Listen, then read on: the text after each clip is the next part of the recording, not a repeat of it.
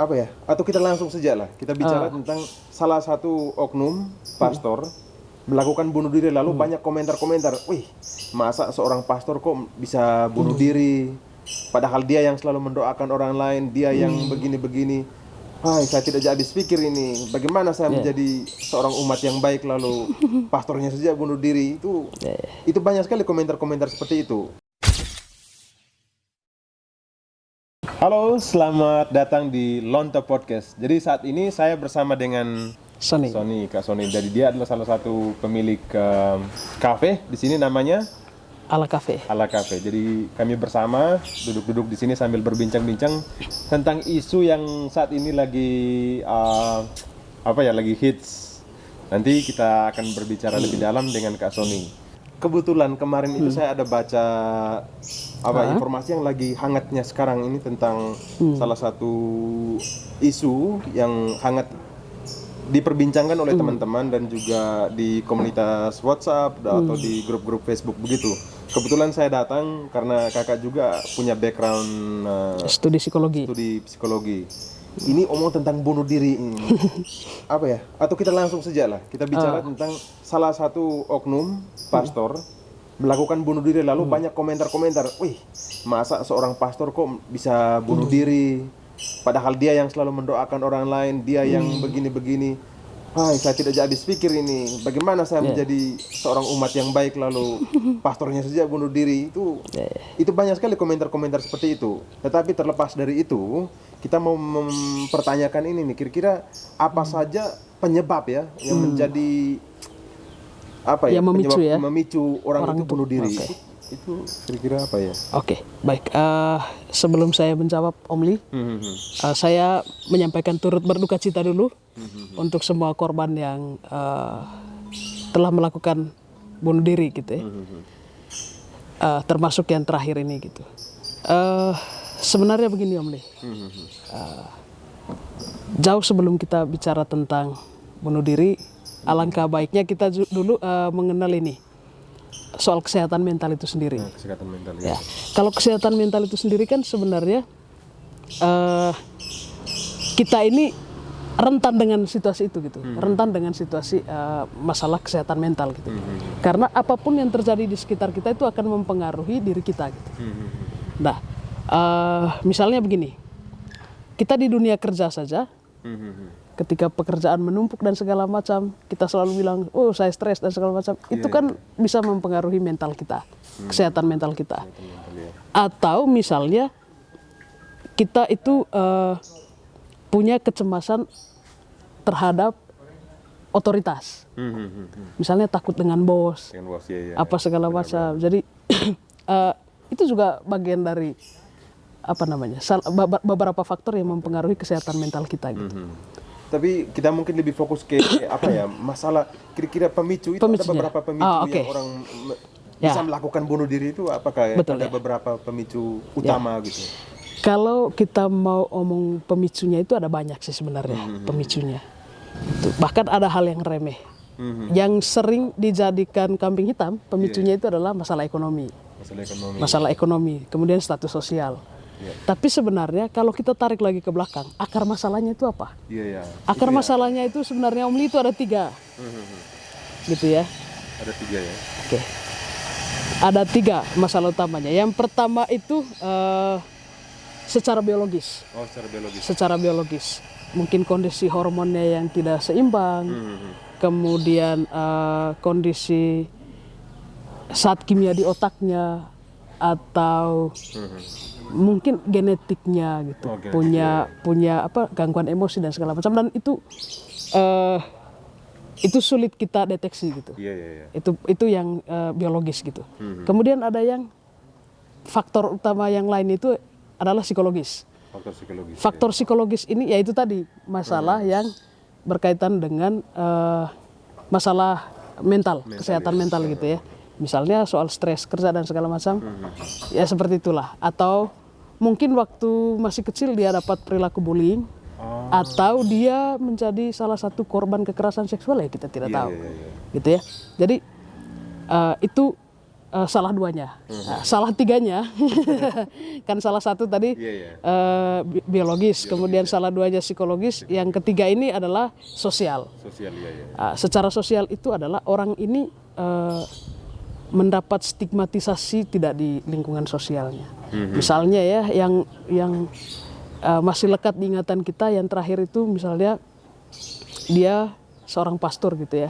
Tapi sebenarnya ini teman-teman, kita disclaimer dulu ya. Sebenarnya itu tidak boleh sebenarnya kita menyebut profesi orang yang melakukan itu atau namanya, sebenarnya tidak boleh sama sekali gitu. Tapi ini kan sudah dipublikasikan. Tapi ya karena semua orang tahu, jadi sekalian kita edukasi saja lah ya. Sebenarnya gitu. Jadi misalnya, wah pastor ini kan dia mendoakan banyak orang, sekolahnya lama gitu, di sekolah pendidik, di sekolah yang apa namanya ya, mutunya bagus gitu. Kemudian wah mereka ini pemikir-pemikir semua, secara akademik orang-orang ini ya sudah selesai lah untuk dirinya sendiri gitu. Tapi kan yang kita tidak pernah pikirkan bahwa pastor itu juga kan manusia. Dia punya sisi lemahnya. Benar. Nah, stigma-stigma seperti ini yang membuat orang-orang seperti ini tidak tersentuh untuk ditanyakan kondisinya. Pernah tidak Om Li kalau ketemu pastor tanya gini, bagaimana? Sepertinya tidak terlihat sedang baik-baik saja. Kan tidak pernah. Pasti kita, Romo ini pasti ini gitu. Kadang itu kita tuh segan nih dengan pastor, apalagi dia seorang pastor ini. Karena stigmatisasi tadi gitu, bahwa orang-orang ini orang-orang tangguh gitu. Padahal kalau bicara tentang apa namanya, kejiwaan itu kan mereka juga punya masalah tersendiri gitu. Begitu. Atau misalnya begini, di komunitas saja kan tidak selamanya mereka baik-baik saja gitu. Benar. Kita di rumah saja adik kakak, ada sibling istilahnya.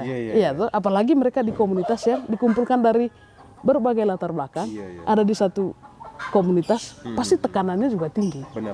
Dan kita sebagai umat merasa bahwa mereka baik-baik saja gitu, karena secara spiritualnya bagus. Tapi memang ada beberapa penelitian mengatakan bahwa semakin spiritual seseorang itu semakin rapuh secara psikologis. Itu ada penelitiannya, ada beberapa penelitian. Karena orang-orang yang punya spiritualitas yang bagus itu kan akan sangat dekat dengan Tuhan, apa segala macam. Jadi apa-apa dia bawa ke dalam doa gitu. Padahal dia lupa bahwa dia sedang merepress istilahnya, merepress masalahnya. Dia sedang menumpuk masalah-masalahnya gitu. Gitu. Jadi apa namanya? Saya tidak menyalahkan bahwa orang itu harus punya spiritualitas yang bagus. Punya spiritualitas yang bagus, oke gitu. Tapi jangan sampai mengesampingkan bahwa kita ini makhluk yang lemah. Kita jadi tidak balance. Iya, tidak psychological, spiritual itu harus seimbang gitu. Jangan hanya berpikir, saya ini dekat dengan Tuhan apa semua, saya pasti tangguh. Saya tidak butuh orang lain untuk ngomong-ngomong atau salah satu orang yang untuk curhat lah. Iya, betul. Nah, kalau saya di mana-mana itu saya selalu bilang bahwa kita itu harus punya body. Karena begini, kenapa saya selalu bilang begitu? Kalau di Jawa sana, di kota-kota besar ya, layanan tentang masalah kesehatan mental itu kan banyak. Psikolog itu bertebaran di mana-mana gitu. Nah, tapi di tempat kita ini kan terbatas sekali. Terbatas sekali, sehingga satu-satunya cara yang kita lakukan itu adalah ya orang Manggarai bilang campit sama tahu, gotong royong lah. Kita saling merangkul, saling menolong gitu ya, dan menjadi body untuk teman-teman kita. Minimal kita itu bisa dijadikan body untuk satu orang, dan kita juga harus cari satu orang untuk jadi badinya kita, jadi orang tandemnya kita. Syukur-syukur kalau pasangan sendiri ya, bisa jadi tandem untuk tempat sampahnya kita, untuk bisa cerita kita tentang bisa masalah apa saja tanpa ada judgmental look atau judgmental thinking. Contoh saya ngomong dengan kamu tentang saya punya inner struggle, saya punya masalah ini, mungkin masalah seksual atau masalah relationship atau masalah finansial, tetapi you tidak ada judgmental look atau judgmental penilaian itu tuh. Jadi saya rasa nyaman bicara dengan kamu. Mungkin itu yang disebut dengan body.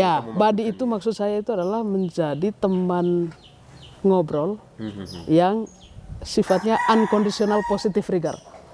Jadi dia berperilaku baik tanpa ada harapan di balik itu. Iya, benar. Ya, jadi Exactly. dan kita itu harus menjadi seperti itu sekarang. Maksudnya untuk menjadi itu memang agak susah ya, gitu. Tapi ayolah mari kita mencoba minimal. Jangan saya biasanya bilang begini, minimal kita berpikir sebelum bicara dah. Iya. Karena satu saja kata yang keluar dari mulut kita itu bisa melukai perasaan orang. Iya. Ya. Saya selalu menganalogikan perasaan orang itu adalah kaca gitu. Kaca. Sekali dia pecah itu mau disambung bagaimana tetap ada bentuk retakannya gitu. Iya kan gitu. Jadi perasaan itu seperti itu. Kalau anak kecil itu kita sekali bentak, besoknya lihat mata kita saja dia tidak berani gitu. Iya. Begitu juga dengan maksud manusia seperti itu gitu. Jadi minimal kalau kita tidak bisa menjadi pendengar yang baik, yang pendengar yang masih conditional positive regard gitu, minimal lah jangan melukai orang kalau kita mengeluarkan kata-kata itu saja dulu gitu. Nah, itu sih Om Li kalau untuk saya. Kalau misalnya tadi kita kembali ke masalah bunuh diri tadi itu. Saya sih memang agak ini ya, maksudnya kenapa sih harus terjadi di kita gitu. Terus mungkin ada yang berpikir dan selalu membicarakan ini di mana-mana, bahkan di media sosial gitu ya, omong tentang bunuh diri gitu. Saya mau bilang ke teman-teman sih sebenarnya, hari ini mungkin masih ada di luaran sana gitu. Tapi kan hari ini kita tidak tahu bahwa ada orang di sekitar kita sedang mengalami masalah yang berat sekali. Dan bisa jadi apa yang kita bicarakan di situ, judgmental yang kita keluarkan untuk korban yang sudah terjadi itu bisa menjadi picuan baru untuk orang-orang dekat kita itu melakukan hal yang seperti itu. Karena berdasarkan penelitiannya lagi nih Om Li, bahwa kalau terjadi ada satu kejadian bunuh diri, gitu ya, potensi 32 orang dari 100 orang itu akan melakukan coping suicidal untuk masalahnya. Berpotensi untuk melakukan bunuh diri untuk menyelesaikan masalahnya. Bayangkan sekarang kalau kita semua ini aktivis media sosial semua ini tiba-tiba hari ini jadi SJW tapi tanpa memiliki guideline untuk. Ya, dan yang baca di sosial media kan bukan range umurnya itu tuh dari yang teenager bahkan yang belum masuk ke teenager sampai dengan orang yang sudah sangat dewasa begitu. Betul. Dan masalah-masalah seperti ini kan tidak berkaitan dengan tinggi rendahnya pendidikan orang, miskin kayanya seseorang atau apalah. Tapi ini berkaitan dengan literasi orang tentang kondisi mentalnya sendiri. Selama kita di sini itu literasi tentang kesehatan mentalnya itu masih minim, ayolah, mending tidak usah berkomentar apa-apalah gitu. Cukup direfleksikan, apakah saya hari ini baik-baik saja atau tidak dengan kondisi kita sekarang ini. Gitu. Kondisi lingkungan di mana hampir setiap bulannya itu terjadi kan di sini. Itu sudah mulai tinggi di kita. Sudah mulai tinggi. Di NDT lah. Pesan dari kakak ini nih, untuk on the situation. Dengan situasi ini, kira-kira kita harus bagaimana nih ke depannya? Oke, sebenarnya begini, saya itu sudah melakukan kajian literatur sebelum ini, karena saya mengikuti tren kejadian ini sudah dari tahun 2016 sebenarnya. Maksudnya saya sudah menulis di media sosial dan segala macam, tapi bukan merespon, bukan bereaksi atas kejadian itu, tapi saya merespon dengan saya sering membuat tulisan tentang kesehatan mental, tentang coping stres yang gitu-gitu. Maksudnya bagaimana kita menyalur masalah-masalah dalam diri kita itu dengan cara yang tepat gitu. Misalnya begini, ada salah satu dari keluarga kita yang tiba-tiba biasa ngobrol begini dengan kita gitu, tiba-tiba dia menarik diri sering di kamar segala macam. Tidak usah menggunakan formula pertanyaan yang menyerang misalnya. Kenapa kau sering di kamar gitu? Tidak usah sebenarnya. Diajak saja, ayolah kumpul di sini, kita ngobrol-ngobrol di sini gitu. Jangan di kamar terus lah gitu. Jadi itu kan lebih netral dan membuat orang itu tidak merasa diintimidasi gitu. Iya. Coba kalau kita tanya, kenapa kau sering di kamar? Pasti dia pikir, masalahnya dan kau apa gitu. Ya, itu apa kau masalah dan saya gitu. Nah, tapi lebih ke mengajak dia untuk ayolah gitu. Dan kalaupun misalnya teman-teman yang mengalami hal seperti itu, segeralah cari body gitu. Kalau memang kita kita tidak kenal psikolog atau bagaimana ya. Dan satu lagi Om Li, saya bilang itu kalau misalnya ada keanehan dalam diri kita itu jangan langsung cari di mbah Google, jangan langsung googling karena self judgmental itu akan lebih buruk dampaknya. Apalagi tren-tren istilah psikologi sekarang kan lagi hype gitu ya, healing. Oh saya itu punya isu mental health-nya saya itu. Lah, padahal cuma sekali gitu maksudnya kamu sedih itu, kamu lalu merasa bahwa saya itu punya kesedihan berkepanjangan gitu. Nah itu jangan sampai literasi-literasi yang tidak selesai di Google itu membuat kita punya masalah kejiwaan baru gitu. Jangan sampai gitu. Terus kalau misalnya teman-teman saat ini bertemu dengan kasus-kasus yang sekarang itu, yang pertama sikap yang perlu kita lakukan itu adalah tidak usah langsung bereaksi berlebihan lalu kita membuat tulisan di media sosial karena itu akan berdampak juga dengan orang-orang di sekitar kita. Lebih ke kita merefleksikan saja gitu. Tidak usah juga kepo kita cari tahu kenapa ya alasannya dia gitu. Nah saya yang belajar psikologi saja saya sampai saat ini saya tidak pernah mengatakan bahwa orang bunuh diri itu karena ini. Tidak, tapi saya lebih melihat bahwa orang melakukan bunuh diri itu kan suicidal coping itu berdasarkan kompleksitas masalah yang ada dalam dirinya gitu. Jadi kita tidak bisa ngejudge lagi, kita tidak bisa menilai secara prematur gitu kenapa orang melakukan bunuh diri. Jadi mending kita lebih care dengan ini saja dulu, dengan kesehatan mental kita masing-masing, dengan kondisi yang mencemaskan di sekitar kita ini sekarang. Begitu. Nah kalau misalnya ada kasusnya itu benar-benar dekat dengan kita, entah itu keluarga kita atau bagaimana, orang terdekat, saya sarankan langsung cari pertolongan ke orang-orang yang memang bergerak di bidang itu. Misalnya psikolog. Ke psikolog sekarang itu bukan orang tidak usah distigma bahwa mereka kalau ke psikolog itu berarti kita punya gangguan kejiwaan. Iya, itu yang saya awal-awal itu saya rasa ketika saya punya masalah gangguan kesehatan itu saya rasa ini saya bukan orang gila, saya harus pergi ke psikolog. Tetapi setelah saya bertemu dengan orang-orang yang sudah profesional lah, lalu saya bertemu psikolog itu pas di Australia. Dua psikolog yang saya bertemu dan itu sangat membantu saya secara mental. Bahkan saya mengambil sebuah keputusan besar dalam hidup saya itu dibantu oleh para psikolog ini. Ya karena sebenarnya psikolog itu adalah, kalau bahasa sederhananya saya itu adalah teman bicara sebenarnya. Iya, teman bicara. Mereka itu adalah teman bicara yang secara profesional dan disumpah atas dasar kode etik. Unconditional positive regard itu. Jadi mereka disumpah karena memang mereka ada di bidang itu dan profesinya di situ. Orang-orang ini akan bakalan tulus membantu siapapun gitu. Jadi mereka itu teman bicara yang paling tulus gitu. Dan saya jamin sih, saya jamin, tapi tidak 100% juga. Ya, psikolog juga kan manusia gitu. Iya, benar. Saya jamin ya 90% lebih berapa lagi tuh. Bahwa psikolog itu bisa menjaga kerahasiaan data kita gitu. Jadi tidak akan mungkin dia akan membocorkan kemana-mana gitu.